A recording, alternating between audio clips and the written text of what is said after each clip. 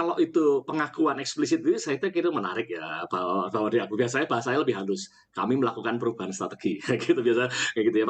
Ini strategi bisnis yang harus kami lakukan dalam rangka menyesuaikan dengan situasi ekonomi. Tapi kalau mengatakan kami salah strategi itu agak lebih eksplisit memang gitu ya. Tapi saya kira itu bukan hanya terjadi pada satu perusahaan, cuman bedanya tadi itu sekali yang lain itu menyampaikan dengan bahasa yang lebih halus gitu.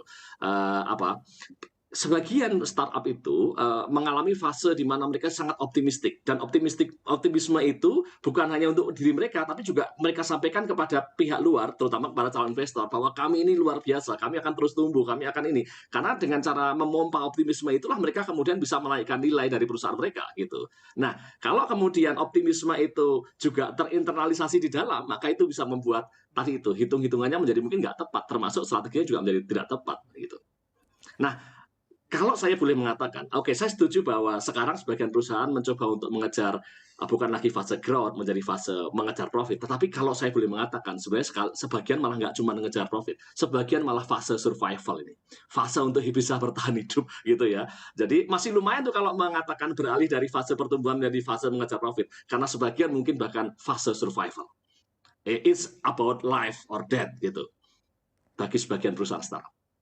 Baik, terima kasih Pak Akbar. Sekarang kita ke Pak Chandra. Pak Chandra, itu artinya bahwa memang sedari awal perusahaan tidak cukup memperhatikan dong Pak. Artinya kalau kita menjalankan bisnis kan harusnya sudah ada bisnis plan Pak.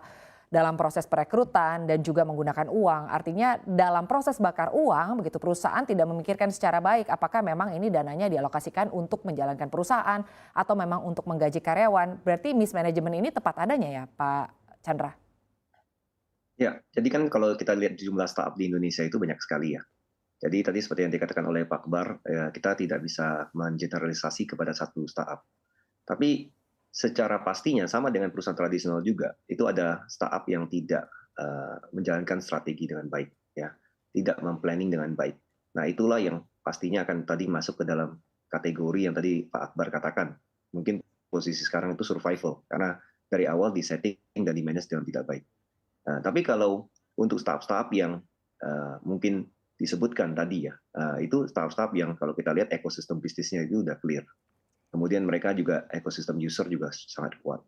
Nah, untuk startup di atas sebenarnya dengan backing investor yang kuat, mereka kalau mengubah ya strategi ataupun juga pola permainan ya, seperti kalau di olahraga ya kita rubah pola permainan, itu mereka akan punya waktu dan akan punya kesempatan untuk melakukannya dan biasanya mereka tidak perlu adjustment yang terlalu signifikan karena mereka sudah punya uh, customer yang loyal, user customer yang kuat dan loyal. Nah itu dua hal yang berbeda. Jadi itu yang mungkin perlu dibedakan ya. Karena kalau sekarang kan saya perhatikan itu terjadi generalisasi bahwa semua startup itu bermasalah. Ya, yang sebenarnya tidak terjadi. Ya, ada lagi kategori ketiga yaitu yang dari awal sudah di planning dengan baik sehingga dari awal company-nya sebenarnya diciptakan untuk pertumbuhan secara profitable. Ya, di sini ada satu yang juga kemarin baru dapat award dari CNBC ya, namanya Ventani, yang bahkan akan listing ya di Indonesia dengan Japanese founder.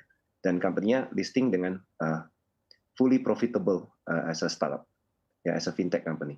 Nah, jadi ada tiga yang saya bilang kategori yang kita harus beda-bedakan posisi startupnya.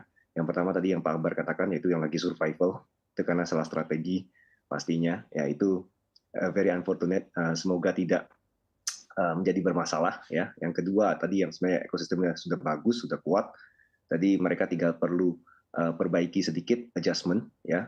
Nah, yang ketiga itu sebenarnya yang dari awal planningnya sudah baik sehingga sebenarnya tidak perlu adjustment, malahan bisa dengan situasi sekarang bisa mungkin dapatkan investor yang kuat dan bisa di push ya untuk pertumbuhannya.